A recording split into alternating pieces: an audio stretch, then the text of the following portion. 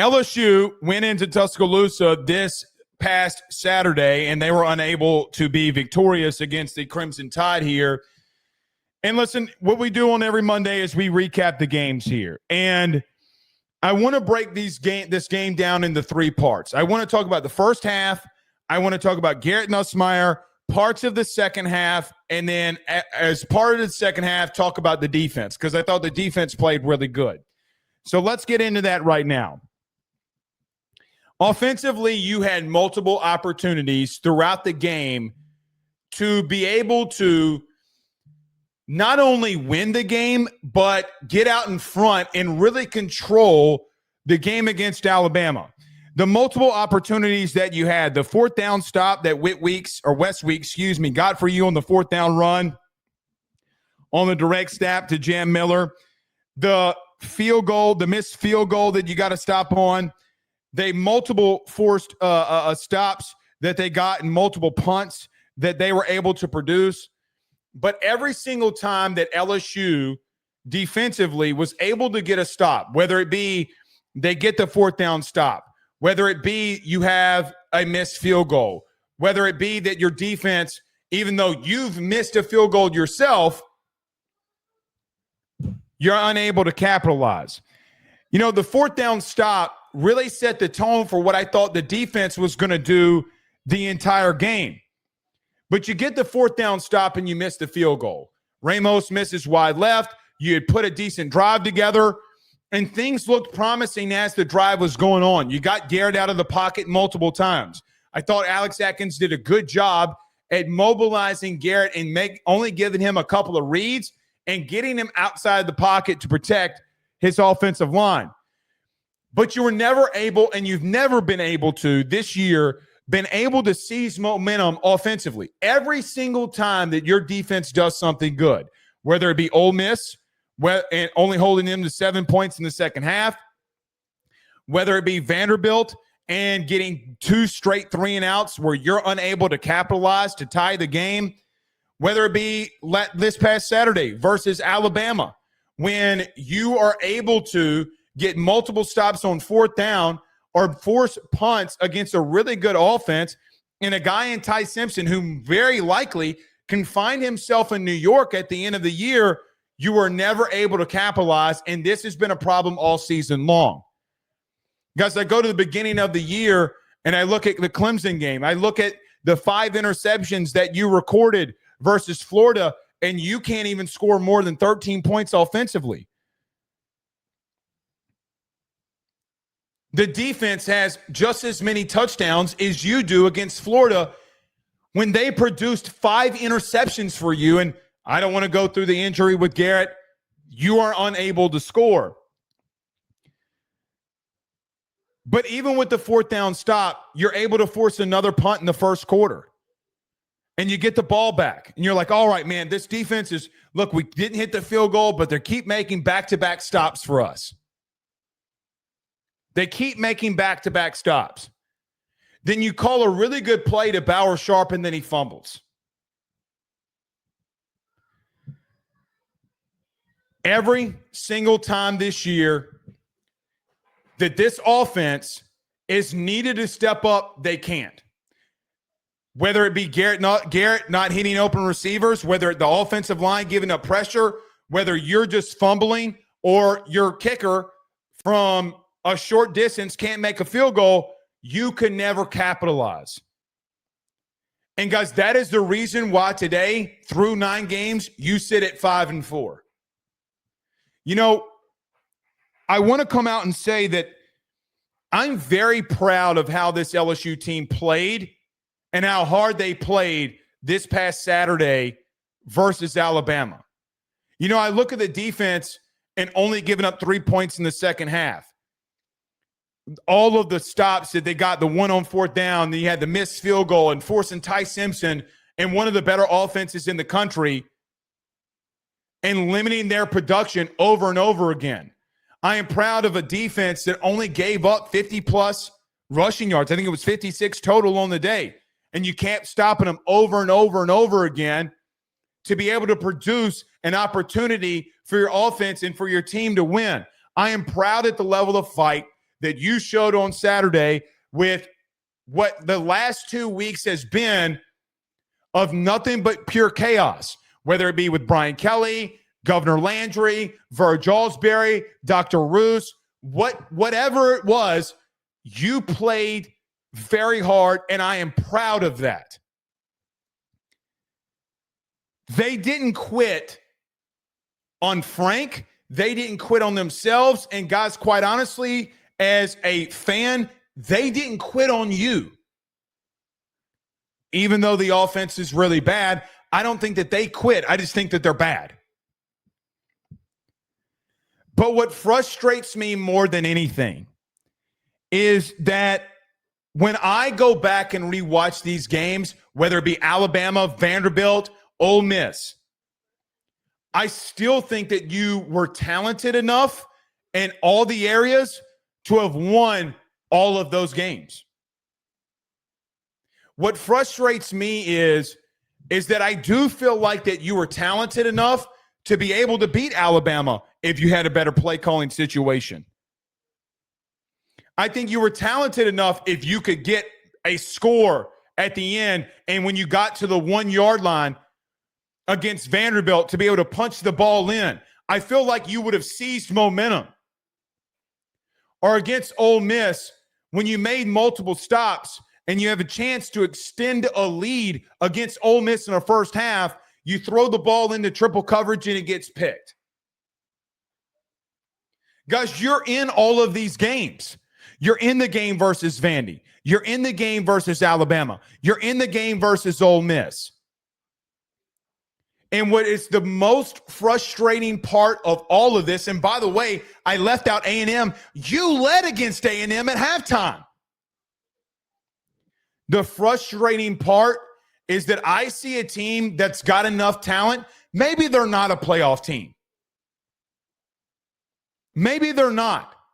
But I see a team that's got enough talent that should be better than what their record reflects. And that is the more frustrating part. As we just discussed, during the Alabama game, you're making multiple stops. You're forcing punts. You got a 4th down stop. You produce another punt. They have a missed field goal. And you only got 3 points out of that. You know, you can look at the touchdown that made it 10-3 versus Alabama led when they got the 7-play, 75-yard drive, and they scored and they went up 10-3. That team was always going to score a touchdown. They were always going to get points. But I even look at you offensively and say, I think you had enough. So what do I mean by that? Guys, I look at the situation with this LSU offense, and it is bad. But there's too many things that got missed. There were way too many plays that got missed versus Ole Miss. There were way too many plays that were missed versus Vanderbilt. There were way too many plays that were missed this past Saturday versus Alabama.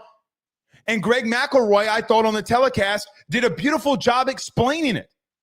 Like, hey, man, Garrett, on the 3rd down call, which we'll get to in just a minute, on the 3rd down call that Frank Wilson was aggressive on, and you're staring down Xavier Thomas, you got to let it rip. They have no timeouts left.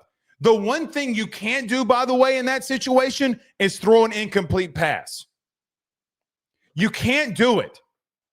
Now, I'm going to talk about the aggressiveness in just a moment. Everybody's been saying, I've been seeing a lot of you argued with me on social media today. Blake, it was a dumb call. They should have never risked it. You mean like Alabama did and the aggressiveness that they showed to go down there in 3 plays and score a touchdown? Get out of here with that. You don't beat a top 5 team on the road and play conservatively. You can't play to lose. You can't beat Alabama on the road and not be aggressive. That will definitely make you lose the football game. But guys, the truth of the matter is there's way too many things offensively, even though you have so many issues. Can't run the ball. Guys, neither can Alabama. Your offensive line gave up way too many pressures. So did Alabama. But the vast difference in all of this is that they made the right throws and right decisions when it mattered. Because there's always been way too many things that got missed. Ole Miss, Vandy, Alabama. So we could walk through, if we need to, the fourth down stop that led to no points. We can talk about the fumble of Bauer Sharp that led Alabama to getting a field goal. Guys, the drive after Bauer Sharp fumbled, the defense didn't allow a positive yard after that in that drive. Alabama had 3 plays for -2 yards. They lined up for a field goal and got it. Stop after stop after stop after stop, this defense produced for you. And the reason that you sit at 5-4 right now is for multiple reasons. Your quarterback, quite frankly, that we're about to get to in just a moment, misses way too many opportunities. He has regressed. You can't run the football. Well, I say that, but then you have a true freshman running back that yet again has another game where he's running the ball for over 5 yards a carry. You don't stick with it is probably what I should say. Harlem Berry's got to get 15 touches at minimum per game. That's not a Jones Sloan issue anymore.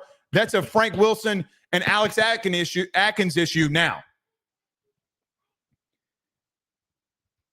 You didn't put yourself in the right spot when you got in the red zone to be able to convert and seize what was an opportunity that Blake Baker and this defense gave you that should have won you the football game. Guys, what pisses me off more than anything, you could have won that game. What frustrates me the most is I feel like through all of the chaos that you probably could have won the game and should have won it.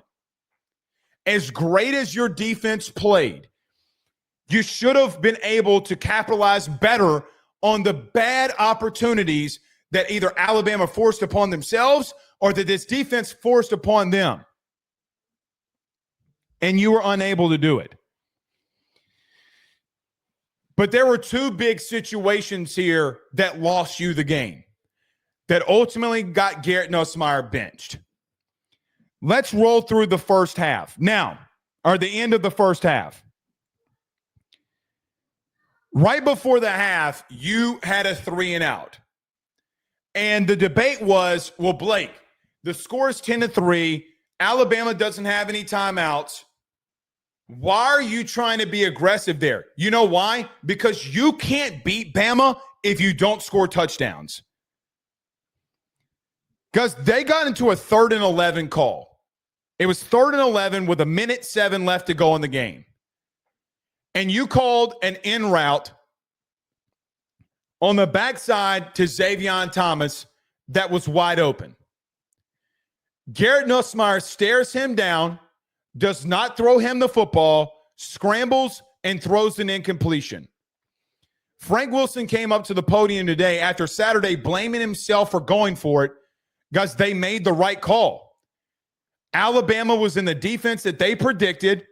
They made the right call, and your quarterback, your 5th-year senior quarterback, did not throw the football. Now, I've heard from a lot of you saying, well, Blake, the coaches have to tell him the situation. You mean to tell me that you got to tell an end-of-the-half situation to a son of a coach, to a 5th-year starting quarterback, that the opposing team has no timeouts and that an incompletion will give them the ball back? I'm sorry. No, you don't. He should have known that. It's called situational awareness. The guy that everybody pegged in the beginning of the season as a Heisman Trophy contender, the son of a coach, has got to have situational awareness to either take a sack, run, or throw the ball to Xavier Thomas and get the completion. God forbid you get in field goal range. God forbid you make a field goal and you get the ball coming out of halftime, which you literally got a field goal that could have made it 10-9. I've heard from a lot of you that said, Blake, we should not have been aggressive in that situation. We should have ate the football, got out of the half, and got into the locker room. Guys, when everybody today has been telling me that we should not have been aggressive, Alabama gets the ball back after a 59-yard punt by Grant Chadwick. They get ultra aggressive and they score a touchdown, and you don't want to be aggressive yourself. Well, Blake, we're not Alabama. Guys, they had scored one touchdown on the day.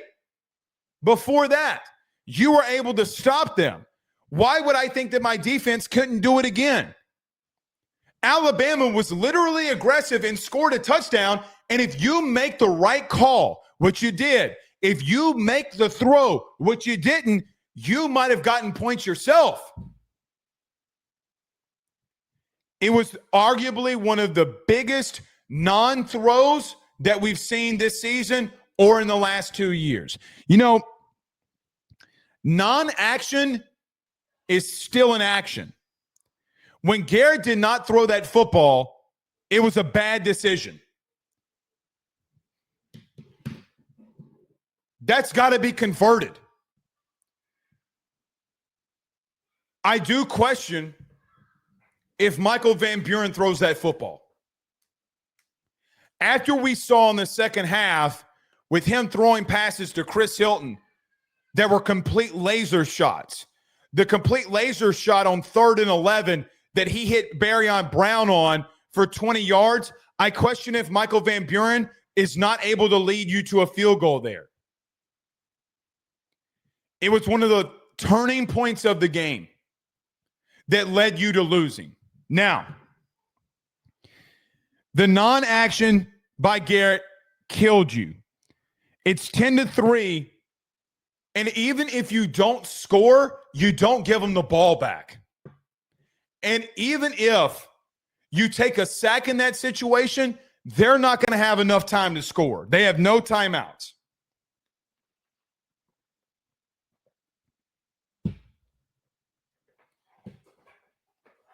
It ultimately changed the game that could have been. But the very next time that you got the football is what basically ended it. It ended the game for you in a lot of ways. You're down 17-3. You give up the touchdown. You should have converted on 3rd and 11. Garrett doesn't throw the football. And you come out in the second half and you run 6 plays and you get 60 yards and you get into the red zone. It's 1st and goal from the 9-yard line.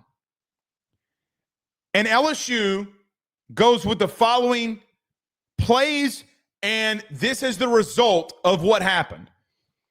You have a 1st and goal where Harlan Berry gets a run for 1 yard. Nuss throws an in route to Beern Brown that almost got picked off on 2nd and goal. On 3rd and goal, you're at the 8-yard line, and LSU gets up to the line of scrimmage with 12 seconds left, and somehow, some way, they have a delay of game penalty on them. Guys, these are inexcusable situations. Things that cannot happen for you to have any remote success. Brian Kelly and Joe Sloan are not in the building anymore for you to say and point the finger at them. This is an internal issue that continues to fluster itself over and over again. The one thing I will get on Frank about, when you got the head job, instead of playing a Tiger Bowl throughout a week, maybe you should have been prepping. I think that they were, but that's neither here nor there. How in the good wide world, on 3rd and goal, when you get up to the line of scrimmage with 12 seconds left as a quarterback, that you have a delay of game? How?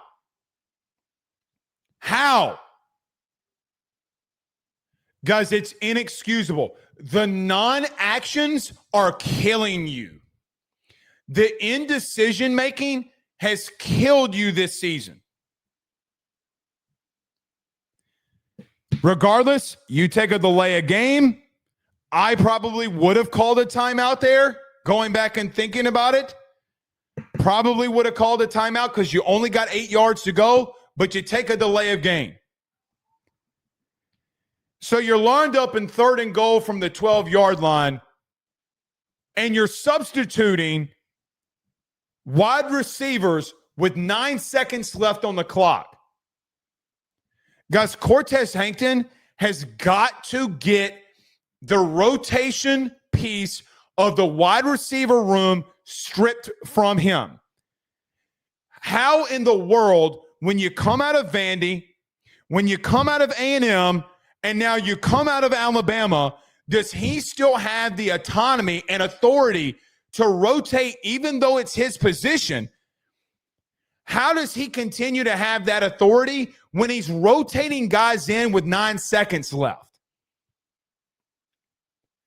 Then on the 3rd and goal, LSU's got to call a timeout. That is on Cortez.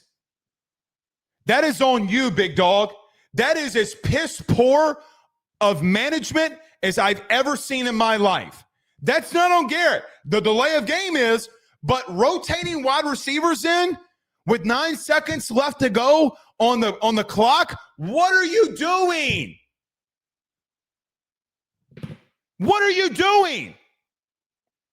You know, Greg McElroy, when talking about this red zone possession, was making fun of the situation and goes, where in the hell's Trey'Dez Green? It's a great question. He wasn't in the game. And then you try to rotate him in, and McElroy starts laughing and goes, well, there he goes with 9 seconds left on the clock. That's on Cortez, man. He's over these rotations. 6 weeks ago, I went to a press conference, which I don't like doing because I don't think anything good comes from it. Brian Kelly or Frank Wilson's going to deflect those questions when you ask them. They're seasoned enough to deflect these questions. Brian Kelly was a master at deflecting questions.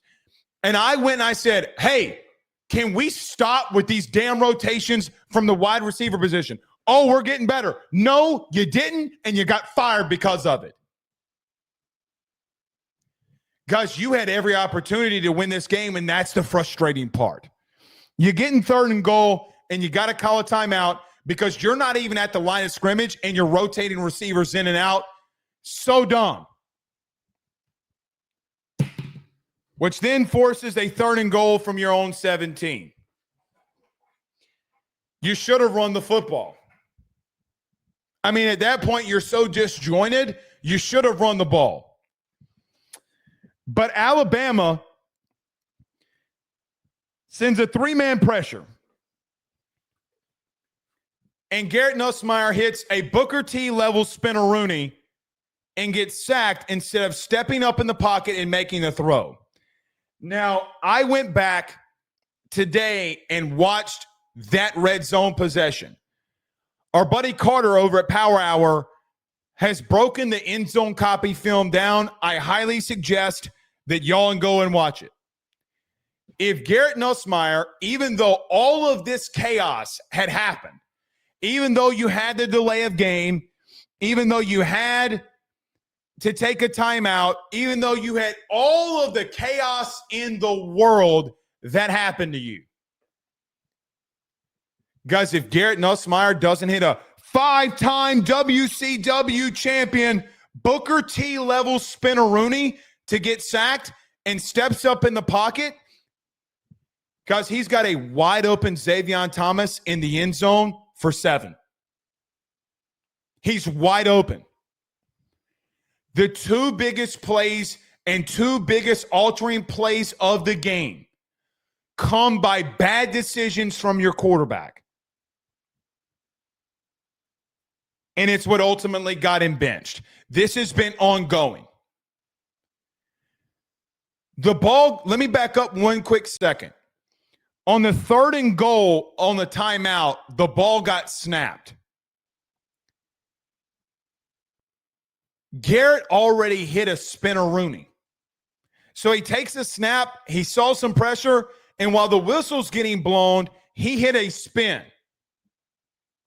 He had already predetermined what he was going to do and didn't let the game come to him.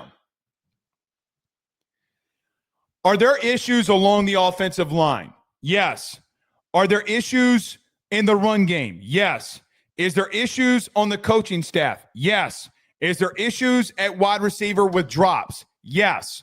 Are there issues all over the place offensively? Yes.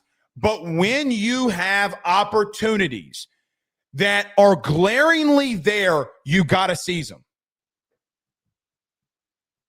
You got to seize them. Now, here comes the part of the show that I'm assuming that a lot of you have been waiting for, considering all of you that have been here with me for a long time. Since the relaunch of AYS in 2019-2020 seasons, the biggest take that I have had that has given me the most pressure, meaning from comments, from fans, a lot of just crazy shit that I've taken in my DMs, the biggest, how do I want to say this? The biggest criticism that I have gotten while doing this show has always come on my opinions about what I thought of the play of Garrett Nussmeier. I've taken lick after lick after lick and didn't really, just kept going, didn't say anything, didn't respond, responded some when you came in the comments and you called me out for it. I responded to you. There has been no take that I have had while covering LSU that has gotten me more pushback and more criticism than my opinions on the play of Garrett Nussmeier, whether it be last year or this year. At the end of last year, and I have not shared this on this show or really publicly anywhere, it got so bad at the end of the 2024 season where I got a couple of buddies involved in this and had to, hey, make some people aware of some of the threats that I was getting behind this and behind a sports opinion. But guys, this was always a writing on the wall, because my takes about this offense coming into the season, whether I am at practice, whether I hear things that's coming out of that building, always revolved around the last two seasons, that from the quarterback position and from an offensive position side of things, it always was that I never felt like that they were prepared enough.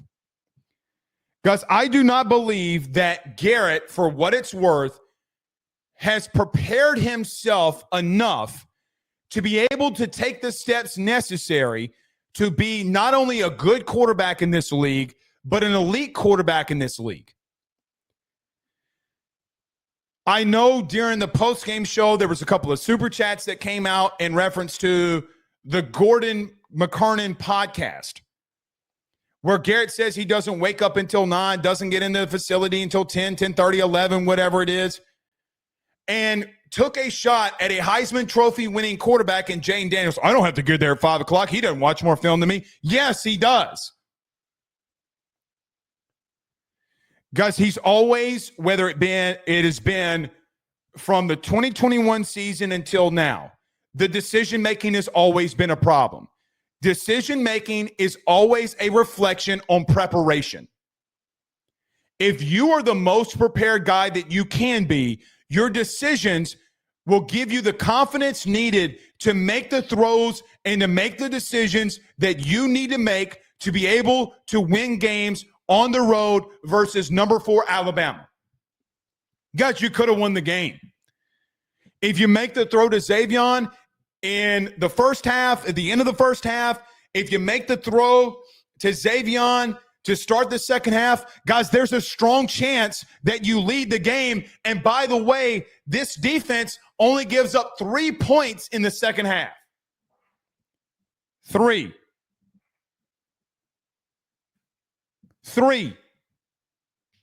So with all of the inconsistencies, with the bad offensive line, with the otherworldly and bad coaching that you had in certain situations in that game, you should have won.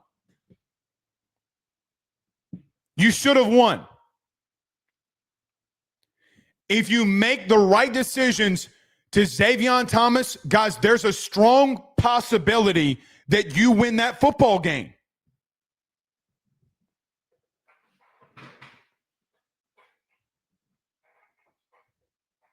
There has been no bigger take that I've had about the interceptions last year from Garrett. Oh, it's a run game. Blake, Garrett Nussmeier doesn't have a run game. That's why all of the bad turnovers are happening. So glad you brought that up. Explain Ty Simpson to me. Explain Ty Simpson. Well, Blake, whatever do you mean? And I'm talking to myself in the third person. So glad you asked. Guys, Alabama's 119th in the country in rushing. They only average 112 yards in the country. Or they only average 112 yards per game. That led them to be 119th in the country in rushing.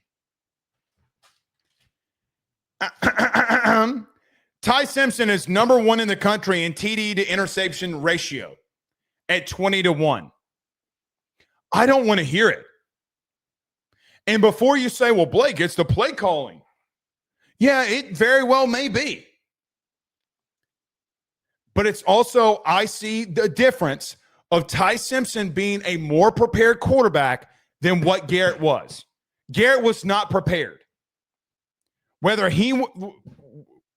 Regardless of what this show does and how mad some of you get at me, which is going to come of this, the truth of the matter was he was not prepared to seize the moment when the right calls were made. Guys, you have Xavier Thomas wide open twice on in routes, one that could have led to a first down and, God forbid, maybe a field goal, and then he's wide open in the end zone. 3 defenders on the 3rd and goal from the 18 converge in on Trey'Daz Green. 3, they were terrified that Trey'Daz Green was going to get the ball. That led to Xavier Thomas being wide open in the end zone. If you step up in the pocket and you make the throw, this happens. That happens. Touchdown, Tigers. It would ultimately lead to Garrett Nussmeier being benched. Now, in the postgame, I'm not going to roll through this a lot. But in the postgame, I said that I did not like the actions of Garrett once he got benched. I still do not. It's a tough place to be in. A very tough place to be in. But I ask any of you, if you want to go look at those actions and the things that he was doing when Michael Van Buren is battling his ass off to figure out how to score on the sidelines, go look where Garrett was. He wasn't next to Michael Van Buren, who's been by his side the entire season.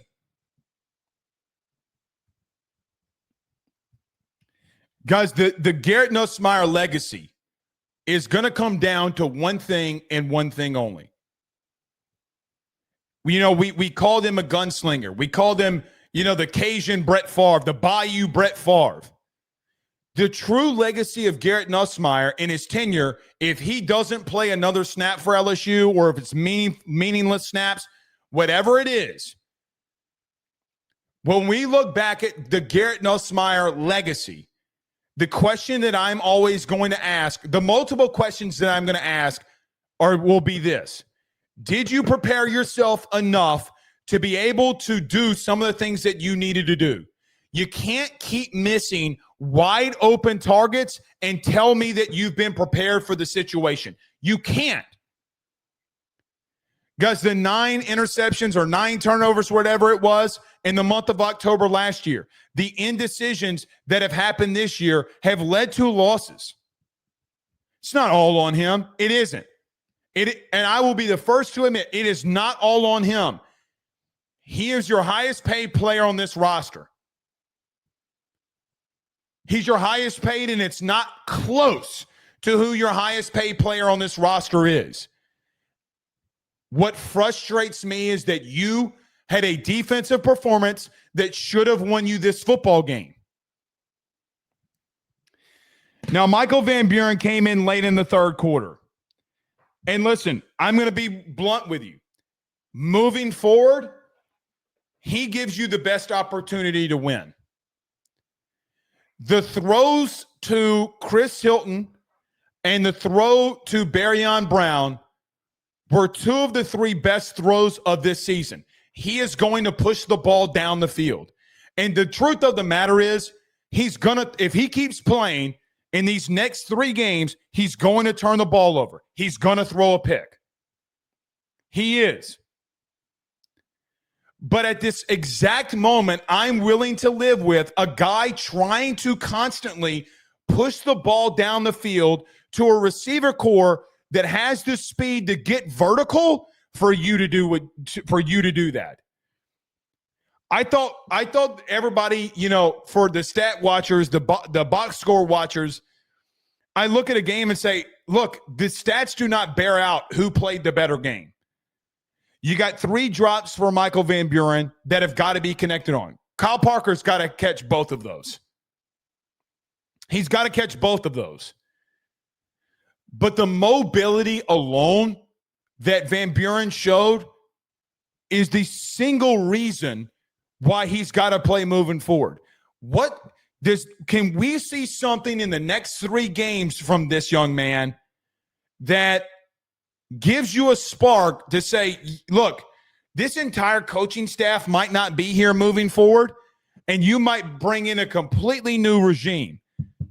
Does Michael Van Buren and can Michael Van Buren show you enough to say, hey, man, yeah, we might have to go in the portal for a quarterback because of the lack of depth, and Joe Sloan didn't recruit a 2026 quarterback, and you're really beat to shit at that position. Maybe you're right. Maybe all of that happens. Maybe you're 1,000% right. Could we find that we have a quarterback here? And it is Frank Wilson's duty to figure it out. We'll get to Frank Wilson's comments about the quarterback position later. I know the question of Michael Van Buren in the red shirt came up. I'm just going to say this. Whatever decision he wants to make is his decision. This is a lame duck season anyway, and if he wants to move on in red shirt, that's on him. I can't stop him, and I'm not going to control it. This is what I'd say. If Michael Van Buren was my son, and he is not, I'm telling him to start. If they tell me I'm the starter moving forward, I am telling my son to start moving forward.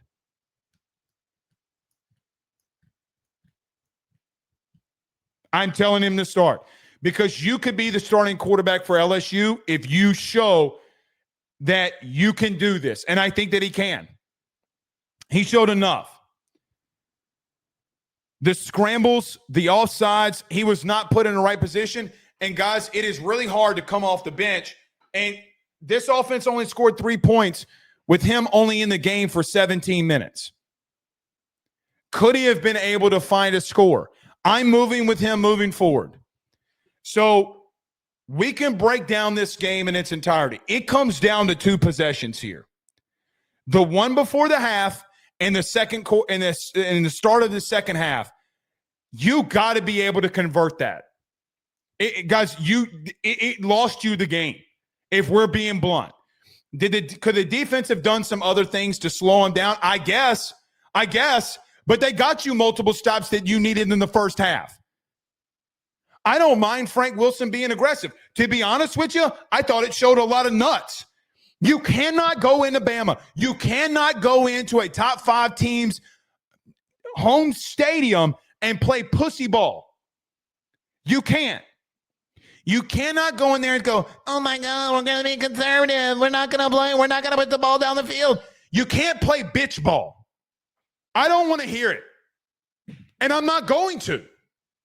So if you come with that take, don't come at it with me because I'm not listening to you.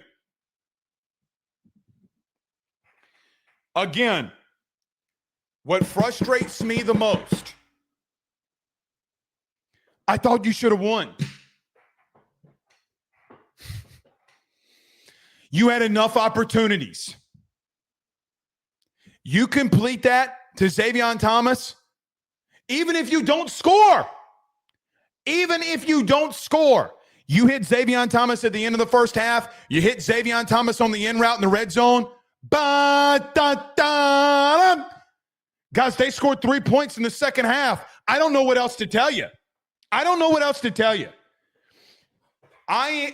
level of pissed off that I am right now is at an all-time high. You can say, well, Blake, why do you even give a shit? It's a lame duck season. Because you could have won.